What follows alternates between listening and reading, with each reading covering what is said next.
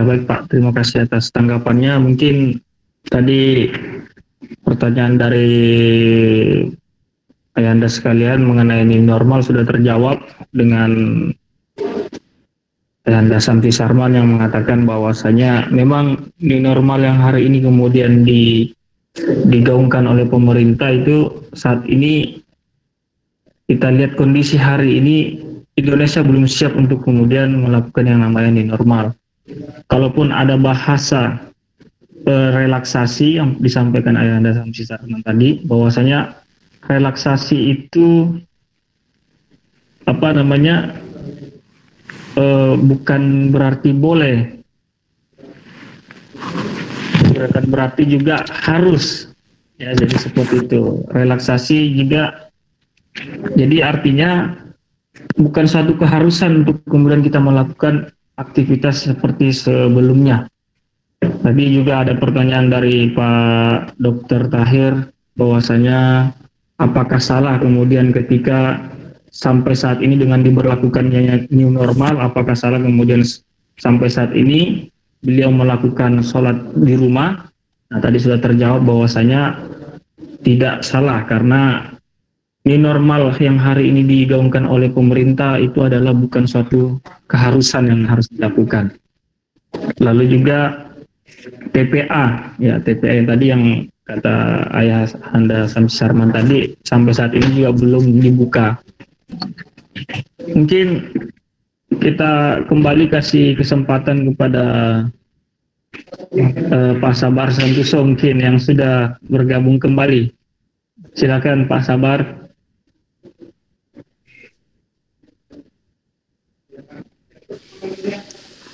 Halo. Halo. Ya, silakan Pak. Ya, ini maaf nih karena memang jaringannya agak terganggu ini. Ya. Saya lanjut saja mungkin Pak ini karena memang waktu yang singkat. Ya, sesungguhnya kita banggalah ya dengan kinerja dari perserikatan kita ya PP ya wilayah maupun di daerah ya yang saya kira lebih gesit ya antisipasi terhadap keadaan ini. Tetapi kita tidak juga harus berlama-lama ya menunggu kondisi seperti ini normal, karena mau tidak mau memang beberapa nanti akan keluar instruksi-instruksi ya seperti di dunia pendidikan. Ini kita harus juga segera mengantisipasinya. Untuk itu memang pedoman-pedoman ya kemudian prosedur dan petunjuk yang dikeluarkan oleh pimpinan pusat, baik itu pimpinan pusatnya ataupun dari majelis-majelisnya, ini segera kita antisipasi segera mungkin ya, sehingga ketika nanti pada gilirannya amal usaha di bidang pendidikan bisa dibuka, kita harus sudah sesegera mungkin sudah siap ya semuanya, karena memang ini tidak bisa juga kita kemudian berlarut ya dengan kondisi yang seperti ini. Tetap waspada ya, tetapi sekali lagi aktivitas kita juga harus segera kita normalkan kembali. Ya, saya kira itu nanti kita diskusi lebih lanjutnya. Terima kasih. Assalamualaikum warahmatullahi wabarakatuh. Waalaikumsalam warahmatullahi wabarakatuh.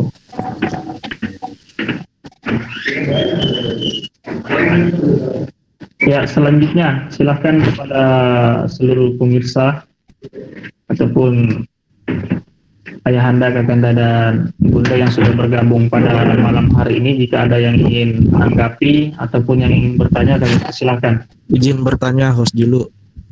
Ya, silakan Kak Burhan. Assalamualaikum warahmatullahi wabarakatuh.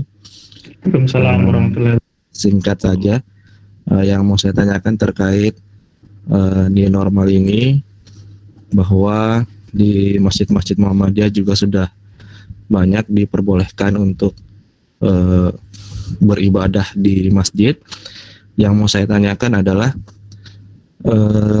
ketika di masjid itu boleh beribadah dengan jarak atau direnggangkan, bagaimana dengan kalau kita melaksanakan mungkin pengajian juga di masjid-masjid tapi direnggangkan, apakah bisa diperbolehkan juga sebagaimana yang telah diibadah wajib di masjid-masjid.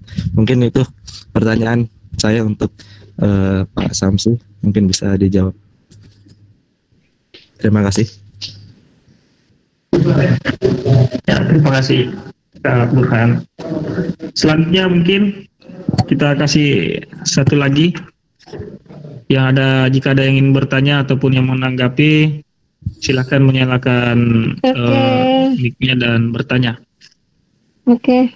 Ya, baik. Assalamualaikum warahmatullahi wabarakatuh. Waalaikumsalam warahmatullahi wabarakatuh. Saya mungkin bukan mau bertanya tetapi sedikit menanggapi. Perkenalan dulu dari siapa? Dari orang yang tak dikenal. Oke, ntar tak nyalain. Iya. Bunda Nurul. Sudah kenal. Siap Bunda. Oke. Nah ini kalau kita lihat ya, yang dikatakan new normal dengan bukan new normal. Kalau saya melihat Kota Tarakan berjalan ke sana, yang seringnya saya keluar juga, khususnya di apalagi namanya di daerah Sebengkok, itu dari awal tidak ada namanya new normal, tidak ada namanya pembatasan. Setiap hari lewat pasti ramai, dan tidak adanya dengan banyaknya orang yang tidak memakai safety ya, dirinya tidak memakai masker ya, baik itu pembelinya maupun penjualnya sendiri. Nah, bagaimana kita dari Muhammadiyah ini bisa sedikit menghimbau, kembali mengingatkan kepada pemerintah kota untuk tetap selalu memperingatkan kepada masyarakat. Nah, itu yang pertama. Nah, kemudian juga kalau bagi saya sendiri satu, bagaimana sedikit mencegah, seminimal mungkin kita mencegah. Contohnya nih ya, kita mau belanja,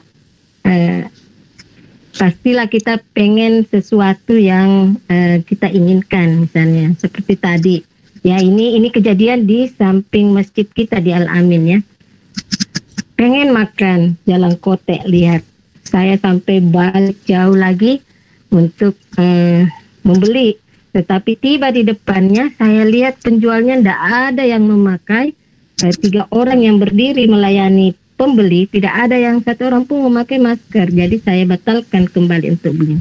Nah, karena itu salah satu contoh bagaimana kita menghindari sedikit ya, meminimalisir dari diri kita sendiri. Nah, kemudian mungkin ini sedikit juga untuk ibu-ibu ya, khususnya ibu-ibu, dan bukan juga sih ibu-ibu, semuanya bagi kita memang menghadapi new normal itu ya sedikit memberatkan, apalagi di bagian tas kita ya, karena mungkin yang biasa tidak membawa tisu, paling tidaklah membawa tisu ya. Kalau saya alhamdulillah dari dulu sebelum ada namanya corona itu, kalau namanya tisu basah di tas itu pasti ada ya. Kemudian kita juga menyediakan untuk minuman kita sendiri, janganlah sampai minum dengan di tempat luar ya. Dan yang paling utama itu juga adalah mukena untuk ibu-ibu.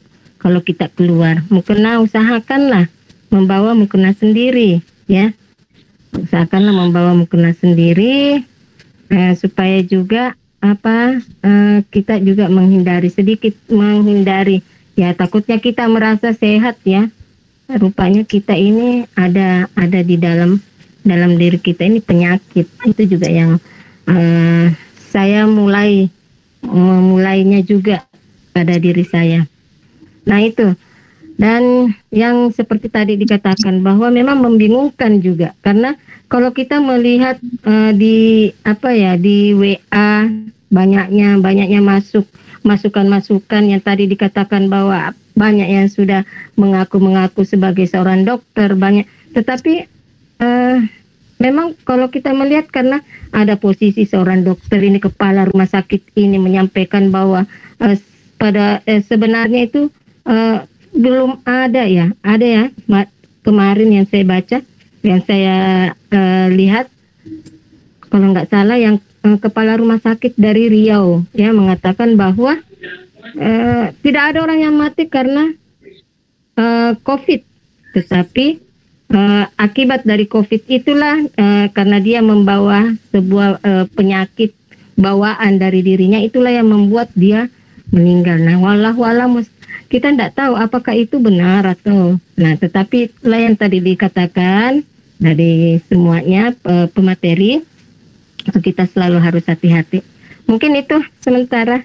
Assalamualaikum warahmatullahi wabarakatuh. Waalaikumsalam warahmatullahi wabarakatuh. Ya, terima kasih Bunda Nurmi atas tanggapannya dan juga masukannya tadi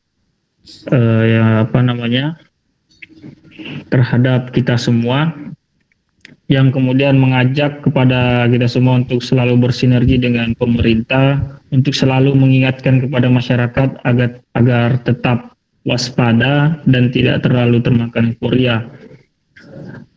Mungkin selanjutnya bisa ditanggapin pertanyaan dari Kanda Burhan tadi, Ayahanda Sandi Sarman, mengenai apakah juga mungkin kita bisa melaksanakan pengajian dengan melakukan perenggangan seperti yang saat ini kita lakukan, melaksanakan sholat.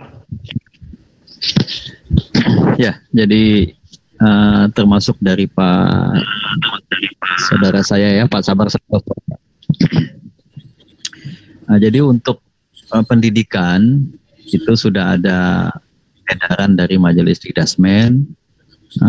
Nanti juga bisa kita coba simulasikan ya, atau mungkin ya kita lokakarya lah kecil-kecilan.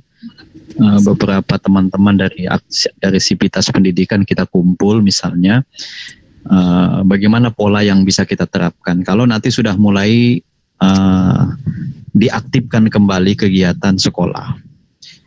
Saya lihat ada beberapa contoh ya di luar negeri, misalnya di Australia, itu pengaturannya kepada 5-1 misalnya, 5 hari sekolah, 5 hari di rumah, 1 hari turun, bertemu dengan gurunya untuk menyetorkan tugas-tugas yang 5 hari itu. Ada yang 4-2, jadi beberapa negara itu sudah mulai sekolah tetapi dengan pola-pola seperti itu. Ya, ada juga yang dibatasi jamnya, masuk pagi hanya 1-2 jam, kemudian boleh pulang. Ada juga yang sip-sipan. Hari ini yang masuk kelas 3, besok masuk kelas 2, dan sebagainya. Intinya adalah kita tetap dalam kehati-hatian, tetap dalam kewaspadaan untuk menjaga diri kita dan anak-anak kita, siswa kita, santri, ustadznya, gurunya, mudir, musrib, ya, dari wabah yang kita akui masih ada. Kemudian untuk Pak Burhan, jadi begini, tadi sudah saya sampaikan, Majelis Tarjih yang sudah memberikan kelonggaran juga tentang bolehnya sholat dengan berjarak, ya, artinya tetap mendapatkan keutamaan. Itu semua dalam koridor kedaruratan. Yang perlu kita garis bawahi, semuanya dalam koridor kedaruratan. Artinya apa? Kita terlalu lama juga tidak datang ke masjid untuk beribadah, sehingga dibukalah kesempatan, ayo kita ke masjid. Ya, tetapi sekali lagi bukan dalam euforia. Tidak dalam euforia, ada batasan-batasan, namanya juga darurat ya. Darurat itu kan kalau hukum fikihnya dilakukan dengan keterpaksaan, itu namanya hukum darurat. Sesuatu yang kita tidak ingin sebetulnya, tetapi harus kita lakukan, itu darurat. Yang kedua, prinsip darurat itu adalah tidak berlebihan, sekedar menggugurkan kewajiban, namanya juga darurat. Jadi hal-hal yang tidak wajib jangan dipaksakan. Nah, saya lihat dari aspek 2 ini, kenapa kita buka tempat ibadah dalam kondisi masih seperti ini, yaitu tadi sekedar menggugurkan kewajiban kita bahwa kita juga memakmurkan masjid-masjid kita. Nah, sedangkan majelis taklim dalam konteks ibadah dia tidak masuk dalam kategori ibadah mahdhah. Sehingga PP juga masih mengedepankan pengajian-pengajian lewat virtual. Kayak begini, ya, kajian-kajian virtual. Belum masuk kategori kita harus ngaji gitu, wajib ngaji, kita mesti kumpul. Iya sih, duduknya memang betul jauh-jauhan. Nggak usah, tadi pagi kita baru rapat di MBS ya. Saya kasih contoh lah, betapa sulitnya kita menegakkan disiplin. Ya, tadi pagi kita rapat. Saya perhatikan ya, dari awal datang teman-teman itu bagus sudah. Ya, tidak ada yang bersalam-salaman seperti biasa. Semua juga di bawah sudah mencuci tangan, pakai masker. Kemudian duduk, jaraknya 1 meter, ada yang 1 meter lebih, ada yang di belakang, segala macam. Oke, 1 jam pertama, saya perhatikan mulai ada yang salah dalam protokol. Contoh, penggunaan mikrofon. Kita pakai masker, karena memang tidak enak kalau ngomong pakai masker. Lalu diturunkan ke dagu, mulutnya dibuka, lalu dia pakai mic. Mic-nya pindah ke teman yang lain. Nah, sadar apa tidak kita, ludah-ludah kita itu, percikan-percikannya sangat mungkin jatuh ke dalam filter yang ada di mic itu. Karena kita buka masker kita. Nah, yang berikutnya juga menggunakan mic itu juga buka masker juga, diturunkan ke dagu juga. Karena katanya kalau ngomong pakai masker itu kan kayaknya bindeng gitu, kayak suara di hidung, nggak nyaman. Oke. Nah, bisakah kita mendisiplinkan itu? Kadang-kadang spontan kita melanggar protap-protap kesehatan. Ya saya sempat ingatkan, tolong kalau ngomong masker jangan dilepas. Saya tetap ingatkan. Kemudian begitu selesai rapat, nah mulai kita lagi tidak disiplin, tidak patuh kepada protokol kesehatan. Nah, mulai sudah ngobrol, berkumpul-kumpul, ya biasa kan kita begitu. Acara ditutup, masih ada acara-acara tambahan lainnya. Nah, udah mulai kita berdekat-dekatan, tidak lagi memperhatikan physical distancing dan seterusnya. Inilah yang kadang-kadang dikhawatirkan, ya, terjadi ketika kita berkumpul-kumpul. Sehingga sudahlah, kita di dalam ibadah itu menggugurkan kewajiban kita saja. Majelis taklim mungkin belum sampai pada tingkat wajib yang harus kita datang. Kita masih ada media lain virtual seperti ini, masih bisa tanya jawab, diskusi di grup-grup WA kita juga masih bisa. Nah, seperti itu mungkin untuk yang teman-teman di majelis taklim, kita sabar dulu ya untuk tidak offline. Toh saya lihat juga ada hikmahnya ya. Majelis taklim kayak begini ada hikmahnya nih. Satu, nggak pakai konsumsi. Jadi kalau kita ngisi pengajian, Bapak Ibu nggak usah repot-repot bikin soto, bikin coto Makassar, rawon, nggak usah. Nggak ada yang dimakan ini. Saya dari tadi teh botol 1 kotak itu udah cukup. Kemudian panitia nggak usah repot-repot nyiapkan amplop buat saya, ya, amplop buat Pak Muhammad, nggak usah pakai amplop-amplopan. Sudah berapa kali saya ngisi acara begini nggak pernah dikasih amplop. Ini hemat ini, inilah pengajian yang paling hemat menurut saya. Ya, nggak ada konsumsinya, kita duduk di rumah masing-masing. Tapi ilmu kita juga tetap bertambah. Ya, nanti pada saatnya barulah kita silaturahmi, bertemu langsung.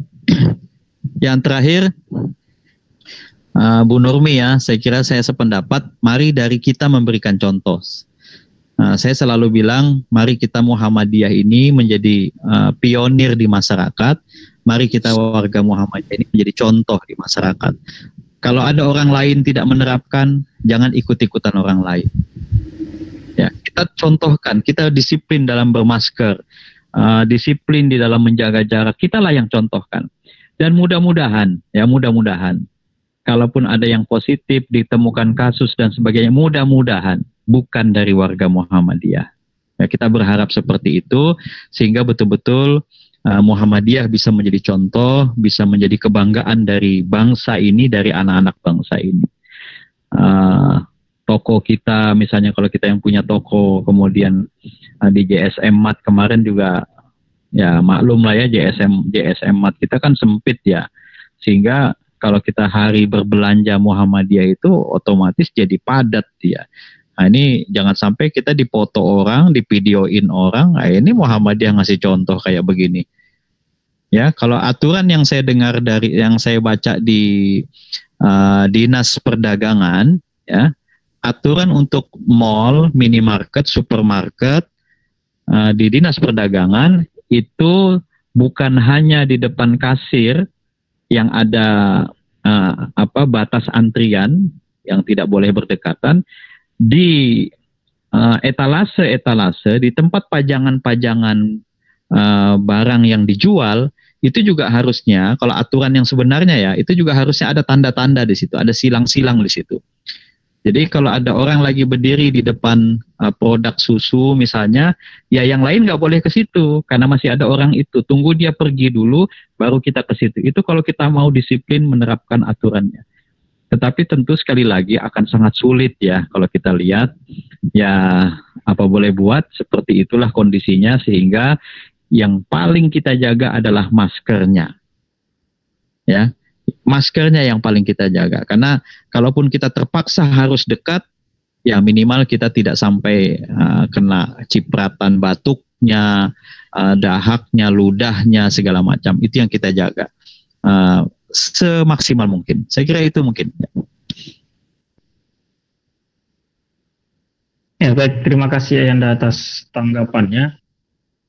Mungkin kita beri waktu lagi sekitar 10 menit bagi para warga Muhammadiyah yang sudah bergabung dalam grup ini. Mungkin jika ada yang ingin bertanya ataupun yang menanggapi, kami persilahkan. Assalamualaikum. Waalaikumsalam warahmatullahi wabarakatuh. Ya. Silakan. Assalamualaikum Ustaz. Waalaikumsalam. Saya ini lagi sudah di kamar Ustaz, jadi nggak pakai foto, nggak pakai gambar. Gini Ustaz, ini lagi permasalahan. Perkenalkan dulu Pak. Oh iya, nama saya Ahmad Marzuki. Oh siap. Iya. Ini mau tanya sama Pak Haji Samsi. Dan permasalahan kami di Masjid Al-Amin Ustaz, ya, yang sampai sekarang ini belum kelar-kelar juga nih. Yang mengingat masjid kita ini kan masjid persinggahan Ustaz, pinggir jalan. Dan saya kalau mau sholat itu selalu balik ke belakang melihat, saya lihat jemaah itu tidak semuanya pakai masker. Sebenarnya itu kalau pakai masker meskipun jaraknya rapat-rapat itu tidak masalah menurut saya. Gitu. Nah, jadi karena tidak jalannya protokol kesehatan ini, sehingga saya sarankan protokol yang kedua dengan menjaga jarak. Ya, menjaga jarak. Tetapi ini yang ada sebagian jemaah yang tidak setuju. Maunya dia tuh harus tetap rapat seperti biasa. Dia rapatnya seperti biasa aja. Katanya tidak sah rasanya sholat kalau tidak rapatnya seperti itu. Jadi saya minta kepada PWM atau PDM bisa memberikan jawaban kepada jamaah kami, supaya bisa kita ikuti yang mana satu. Jangan dua pilihan Ustadz. Kalau dua pilihan susah. Boleh rapat, boleh renggang. Kasihkan pilihan saja kan. Yang mana satu yang kita bisa ikuti. Mungkin itu saja Ustadz. Assalamualaikum warahmatullahi wabarakatuh.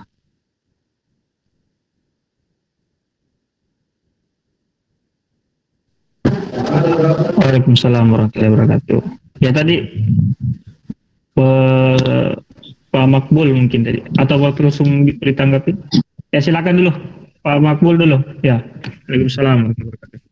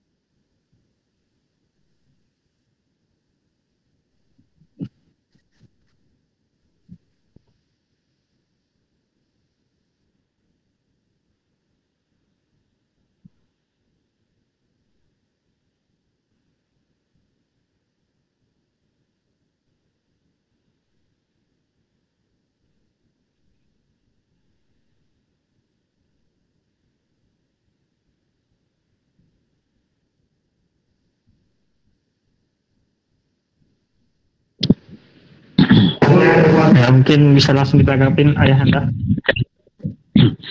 Pak Ustadz Marzuki ya, Pak Ahmad Marzuki. Ya. Jadi gini, ini satu kesalahan kita di persyarikatan kalau Al-Amin itu sampai kecolongan. Saya waktu rapat di kantor wali kota beberapa kali, bahkan saya komunikasi secara pribadi dengan Pak Wali Kota. Saya sudah menyampaikan wanti-wanti bahwa ada beberapa masjid yang masuk kategori rawan, ya, rentan. Misalnya Masjid Dr. Yusuf yang ada di bandara, Masjid Darul Faizin yang ada di depan Swissbell, ya, dan yang lain-lain. Nah, salah satunya itu adalah Masjid Al-Amin. Masjid Al-Amin itu sangat rentan karena apalagi nanti ketika jalur laut dibuka, ya, jalur sungai dibuka, maka kita yang paling dekat dengan SDF, Pelabuhan Tengkayu. Sehingga musafir-musafir itu sangat rentan. Ya, karena dia akan mencari, apalagi kalau pas Jumatan misalnya, atau dia sholat 5 waktu, dia akan datang ke masjid yang terdekat, dan itu adalah Masjid Al-Amin. Seandainya saya ingin otoriter ya di dalam persyarikatan ini, tidak mendengarkan masukan saran dari teman-teman yang lain, saya pengen Al-Amin itu tutup saja. Ya, tutup saja. Kalau misalnya kita tidak mampu menerapkan protokol kesehatan. Ya, saya katakan Muhammadiyah harusnya jadi contoh. Kalau sampai Masjid Muhammadiyah yang maskotnya itu adalah Al-Amin, kemudian di situ kecolongan, ini sangat mencoreng wajah persyarikatan. Jadi kalau saya mau otoriter, kalau saya tidak mau mendengarkan pendapat teman-teman yang lain, Al-Amin itu tutup saja kalau tidak bisa menerapkan protokol kesehatan. Bagaimana Pak teman-teman yang masih pengen berjamaah, cari aja masjid yang lain. Kan banyak masjid yang buka. Sehingga saran saya, kebetulan juga dibuka peluang bahwa boleh sholat berjarak, maka sholatlah berjarak. Tetapi jaraknya nggak usah ditandain kayak yang di masjid-masjid lain itu ya, dikasih silang nggak usah. Tapi dijarakin, minimal dia tidak bersentuhan. Ya, bisa 1 meter, 2 meter, ya sekedar setengah meter, yang penting dia tidak bersentuhan. Jadi imam bisa saja memberikan arahan, mohon bapak-bapak jangan bersentuhan, jangan terlalu dekat, kasih jarak antara satu dengan yang lain. Ya, itu kita tegaskan, dan mohon Ketua PDM mungkin selaku pembina di Masjid Al-Amin itu sering-seringlah datang ke Al-Amin, mungkin dalam memberikan arahan, ya namanya juga masyarakat ya, 1 kali 2 kali dikasih tahu kadang-kadang juga ngeyel, jangankan masyarakat orang lain, masyarakat persyarikatan juga begitu kok kadang-kadang ya. Nah, jadi bergantianlah, jangan cuma Pak Haji Rahman, mungkin Pak Muhammad, Pak Tri, ya silahkan diingatkan warga kita. Jadi kasih jarak gitu. Tapi tentu ya minta maaf dengan bahasa yang agak santun, yang bagus. Nah, ini kan udah kejadian di salah satu masjid Muhammadiyah juga ditarakan. Begitu ditegur ngambek jadinya takmir masjidnya nggak muncul-muncul lagi. Nah, ini juga hati-hati saya kira. Jadi kalau Pak Ustadz Ahmad Marzuki minta pilihan, saya kira pilihlah yang berjarak. Ya, pilihlah yang berjarak. Bahkan kalau sudah 2-3 kali dikasih tahu juga ngeyel, ya kita tegaskan aja, bapak-bapak yang tidak mau berjarak tolong cari masjid lain saja. Ya gitu aja lah sudah. Ini ketentuan dari persyarikatan. Ini kebetulan masjidnya masjid persyarikatan. Saya kalau di masjid umum juga nggak berani bilang begitu. Karena kalau masjid umum kan aturannya kita harus mengakomodir semua pendapat. Tapi kalau di Masjid Muhammadiyah, saya kira aturan Muhammadiyah yang kita ikutin. Kebetulan dalam hal ini Muhammadiyah membolehkan berjarak. Ya, dan untuk kasus di Al-Amin, saya lebih memilih berjarak karena masjid kita terbuka dan rentan terhadap pendatang-pendatang yang kita tidak tahu. Itu pilihannya. Yang kedua, saya mohon juga lewat Pak Rahman, Ketua PDM, dipiketkan, ditugaskan Kokam ya dalam 5 waktu sholat untuk menjaga di depan Masjid Al-Amin. Ya mungkin 1 hari 2 atau 1 hari 3 ya, kokam-kokam kita diberdayakan karena tidak ada kegiatan juga ya, jadi tolong kokam tolong diberdayakan piket di Masjid Al-Amin, lebih banyak lebih bagus ya. Jadi pintu-pintu itu dijaga, tidak pakai masker jangan masuk, tidak bawa sejadah sendiri jangan masuk, arahkan mencuci tangan. Nah, seperti itu. Nah, kalau Kokam yang jaga kan kayak TNI juga dia, kayak Kopassus gitu. Ya, saya kira itu saran dari saya untuk Al-Amin ya. Saya ingin Al-Amin harus menjadi contoh, menjadi model. Ya. Kemudian Anakda Makbul, jangan pernah bilang ide habis, nggak ada habisnya itu ide. Ya, jangan pernah bilang ide habis karena insya Allah ide tidak pernah habis. Tapi satu hal yang kadang-kadang dilupakan oleh Anakda, oleh adik-adik semua, Anakdaku sekalian, jangan pernah mencari ide dari otak kita. Ya, jangan pernah mencari ide dari otak kita. Carilah ide di dalam sholat kita. Nah, saya seringkali mendapat ide itu dari sholat. Apakah sholat malam? Tidak juga. Ya, sholat fardu kita berdoa, ya Allah berikan petunjuk. Ingat, apalagi kalau sholat malam, ya, sholat malam, Allah sudah janjikan, ya, inna sanulki alaika qaulan sakila. Aku akan masukkan ke dalam dadamu qaulan sakila, ilham-ilham, ya, ide-ide. Nah, jadi minta di dalam sholat-sholat gitu. Jadi jangan pernah merasa kehabisan ide. Tapi saya usulkan, bagaimana membuat konten-konten yang menarik, yang nanti bisa ditonton orang, ya ini sangat bagus nih, masalah protokol kesehatan. Bikin live di Masjid Al-Amin, bagaimana cara menjaga saf, ya, modelnya bisa Pak Ustadz Marzuki lagi jadi imam gitu kan, bagaimana mengatur saf, mungkin seakan-akan ada yang teman kita lagi ngeyel gitu, nggak mau pakai masker, ditegur, itu kan bisa jadi video itu. Ya, ditegur. Kemudian teman-teman Kokam lagi di depan Al-Amin sedang menertibkan orang yang tidak mau pakai masker, yang tidak mau cuci tangan, itu dibikin video menarik. Ya, orang nenek ngucapin terima kasih sama corona aja dibaca orang banyak kok. Ya, padahal cuma satu kalimat saja, nenek dapat bantuan sembako. Kemudian dia tanya, ini sembako dari mana? Sembako corona. Dia bilang terima kasih corona, mudah-mudahan panjang umur, sehat walafiat. Itu sudah bacaan orang sampai ribuan orang yang nonton itu. Ya, apatah lagi kita bikin seorang Kokam lagi memasangkan masker kepada jamaah gitu ya. Karena jamaah tidak mau pakai masker, atau dia pakai masker tapi salah gitu. Kemudian ada Kokam datang membenarkan maskernya. Ini jadi konten semua, menarik saya kira, ya. Anakda Makbul ya, jangan pernah kehabisan ide. Nggak usah cari-cari narasumber dari luar, dari Tarakan juga banyak. Ya, dari Tarakan juga banyak. Itu ada yang suka masuk TV itu, suka masuk YouTube, yang tinggal di skip itu depan rumah sakit itu bisa juga jadi narasumber tuh. Ya, jadi nggak usah bingung-bingung cari. Oke, ya. Mungkin saya tambahkan sedikit. Tentang untuk yang di masjid itu, nah Pak, supaya di petugas-petugas di masjid itu jangan lupakan itu disinfektan, ya, supaya setiap habis sholat dibersihkan. Jadi ya itu tadi disinfektannya itu aja tambahan. Iya, ya. Di edaran yang saya buat, ya, di edaran PWM saya ingat sekali itu sudah masuk. Jadi tolong edaran-edaran begitu dibaca. Ya, jangan cuma diterima, dibaca atas-atasnya, tolong dibaca lengkap ya.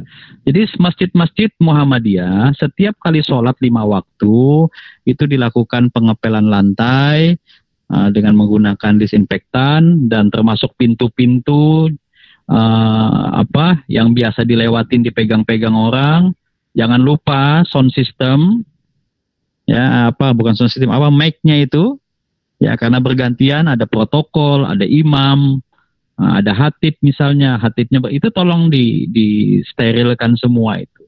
Lantainya jangan pakai karpet, ya. Yang begitu tolong diperhatikan. Semua sudah saya tulis di dalam edaran PWM, ya, edaran PWM. Tolong disimak masjid-masjid Muhammadiyah untuk menerapkan itu. Dan sekali lagi saya minta maaf kalau saya harus memerintahkan ketua-ketua PDM dan jajarannya tolong turun ke lapangan, turun ke lokasi. Nah, kalau di Bulungan mungkin Pak Mardiman tinggal ngelihat masjidnya satu saja, nggak apa-apa. Di Nunukan mudah-mudahan bisa disimak, tolong sampaikan ke Pak Haji Halisa dan teman-teman yang lain, turun ke lapangan, ada 2-3 masjid Muhammadiyah di sana, cek, monitor pelaksanaan protokol kesehatannya, ditarakan mungkin berbagi Pak Rahman, Pak Muhammad, Pak Tri, daripada sholat di masjid-masjid umum, lebih bagus sholat di Masjid Muhammadiyah. Ya, datang itu masjid-masjid Muhammadiyah, tolong dievaluasi, dimonitor, apakah memang protokol kesehatannya sudah terlaksana atau belum. Ya, jadi kita perketat. Sekali lagi saya kepengen sekali bahwa Muhammadiyah menjadi contoh. Ya, Muhammadiyah menjadi contoh, masjid-masjidnya menjadi contoh bahwa penerapan ini kita bisa laksanakan dengan disiplin sebaik mungkin. Ya, silakan. Ya, baik. Terima kasih Ayanda. Oh ya, boleh mungkin sebagai juga closing statement ini Pak, karena mengingat waktu kita juga sudah larut malam. Tak sampai 5 menit lah. Ya, silakan Pak. Ya, itu tadi. Saya pengen, mari kita sama-sama sepakat ya, bahwa Muhammadiyah menjadi model, Muhammadiyah menjadi contoh, baik pribadi-pribadi Muhammadiyah, kader-kader Muhammadiyah di masyarakat. Kita harus menjadi contoh. Kemudian amal-amal usaha kita, mulai dari masjid kita harus menjadi model, menjadi contoh, jangan sampai kayak masjid-masjid yang lain. Saya sampai hari ini masih dapat informasi ada satu masjid yang takmirnya sampai bubar.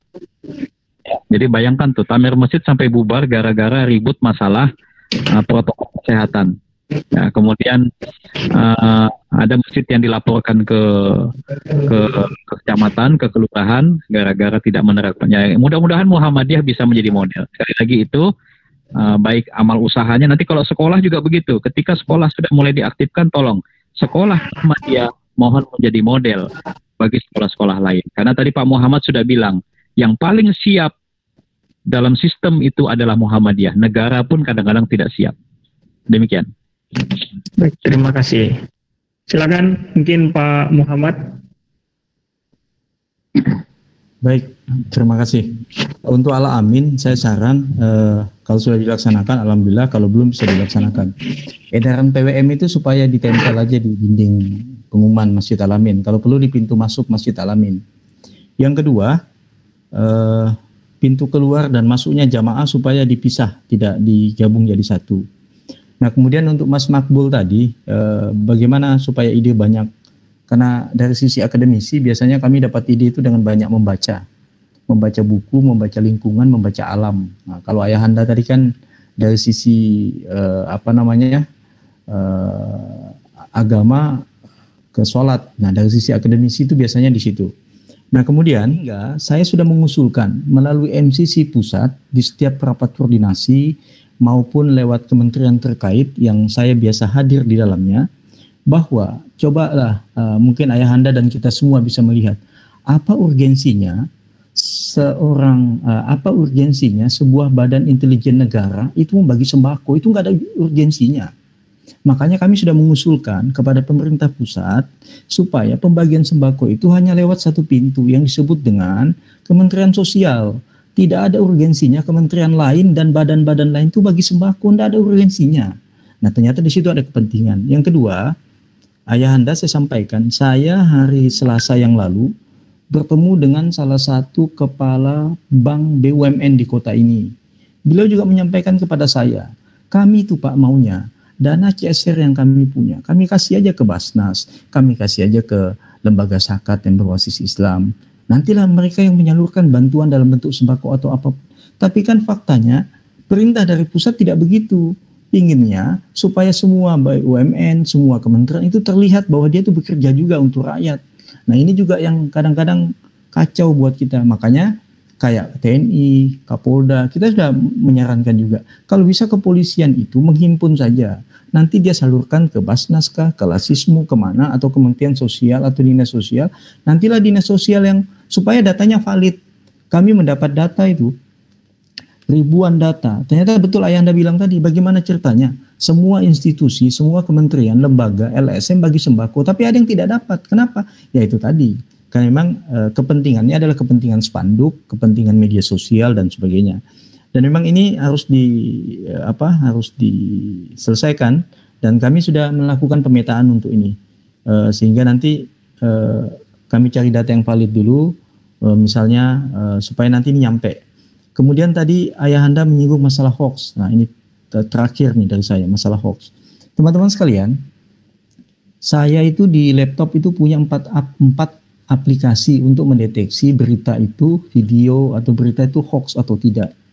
Semenjak kasus COVID-19, aplikasi ini pada umumnya lagi down ternyata. Kenapa? Tidak mampu untuk mendeteksi itu. Nah, sehingga yang saya lakukan di MCC itu adalah setiap saya dapat berita, baik yang ada di Benuanta di mana itu, itu biasanya karena kita ada MCC provinsi, itu saya sampaikan ke teman-teman di kabupaten kota. Ini betul nggak nih kejadian? Betul Pak. Kalau betul kita share. Nah, saya juga selalu, kemarin misalnya ada kejadian di Makassar, ada warga kita di Masjid Muhammadiyah itu positif 2 warganya tertimpa pas sholat sebelum penutupan masjid. Saya sampaikan ke Ketua MCC Makassar, betulkah ini warga kita? Oh betul Pak, gitu. Supaya nanti itu tidak hoax begitu. Artinya sumbernya dari mana, sehingga nanti kita menyampaikannya juga tidak hoax. Hati-hati teman-teman sekalian, karena satu berita yang Bapak sampaikan hoax, kemudian yang menyampaikan sumbernya menghapusnya, kita yang membagikannya, kita kena undang-undang ITE. Kita bisa dipidana 1 tahun, denda sekitar 100 sampai 200 juta. Saya kira itu yang dapat saya sampaikan pada malam ini. Mohon maaf atas segala kekurangan dan terima kasih atas segala perhatian. Mohon kita senantiasa mohon kepada Allah Subhanahu wa taala, semoga kita semua yang ada di Perserikatan Muhammadiyah, Aisyah dan seluruh ortom yang ada, senantiasa Allah berikan kesehatan dan kekuatan sehingga kita dapat mengabdi untuk kepentingan agama, bangsa dan negara yang kita cintai. Terima kasih. Assalamualaikum warahmatullahi wabarakatuh. Warahmatullahi wabarakatuh. Ya, terima kasih. Itulah tadi closing statement dari pemateri kita, Ketua PWM Kalimantan Utara dan juga Ketua MCCC Kalimantan Utara. Dan itu tadi closing statement sekaligus mengakhiri kegiatan kita pada malam hari ini. Sebelumnya kami sampaikan kembali bahwasanya hasil dari diskusi kita pada malam hari ini menghasilkan bahwa kita itu harus terkhusus kepada pimpinan ataupun masjid-masjid Muhammadiyah untuk kemudian tegas dalam melaksanakan protokol kesehatan. Jangan sampai kemudian timbul ataupun muncul klaster-klaster baru dari masjid-masjid kita. Lalu kemudian Muhammadiyah harus menjadi role model ataupun juga contoh bagi lembaga-lembaga lain atau bahkan pemerintah itu sendiri. Dan juga terakhir juga dari Pak Muhammad mungkin mengharapkan kita untuk menjadi penyejuk umat. Nah, mungkin itu gambaran sedikit dari diskusi kita pada malam hari ini. Sebelumnya kami sampaikan lagi permohonan maaf apabila dalam pelaksanaannya terdapat kekurangan, dan juga sekali lagi kami ucapkan terima kasih kepada kedua narasumber kita dan juga pada ketua-ketua PDM yang sempat bergabung pada kita pada malam hari ini, dan juga seluruh warga Persyarikatan Muhammadiyah Kalimantan Utara. Closing statement dari kami, pada dasarnya new normal adalah semiotik dari ketidakmampuan ataupun kegagalan pemerintah dalam memenuhi kebutuhan rakyatnya. Billahi fisabilil haq, fastabiqul khairat. Assalamualaikum warahmatullahi wabarakatuh.